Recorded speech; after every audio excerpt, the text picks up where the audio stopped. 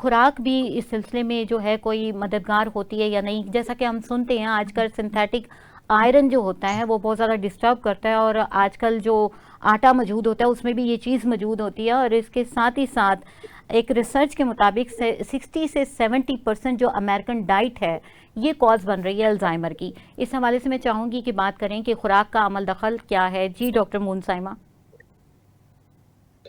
जी बिल्कुल, खुराक का बहुत अच्छा अमल दखल है इसमें, और इसके लिए सीड्स स्पेशली वो बहुत अच्छा इफेक्ट करते हैं।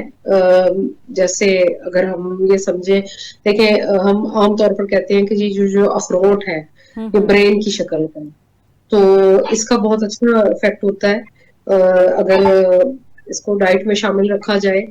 नेचुरल डाइट के करीब आप जितना रहेंगे, जितना आर्टिफिशियल डाइट से दूर रहेंगे, उतना ज्यादा आप मेंटली भी और फिजिकली भी हेल्दी रहेंगे।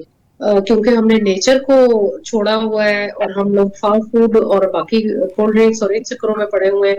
स्पेशली एक ये हमारे डाइट के अंदर एक चीज शामिल है, ब्राइलर, जिसका ना तो कोई मतलब लिविंग स्टाइल इस तरह का है कि जिसको आप खाकर कोई हेल्दी फूड का मतलब आपको लगे कि आपने कोई अच्छी चीज खाई है।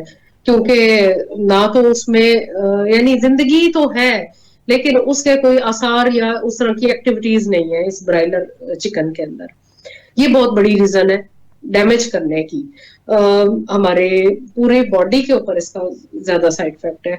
इसके अलावा ये कि अगर आप ताजा सब्जियां और इस तरह की चीजें खाते हैं, नेचर के जितना करीब रहेंगे, उतना ज्यादा आपका ब्रेन और आपकी फिजिक, हर चीज फिजिकली आप एक्टिव रहेंगे, फिट रहेंगे।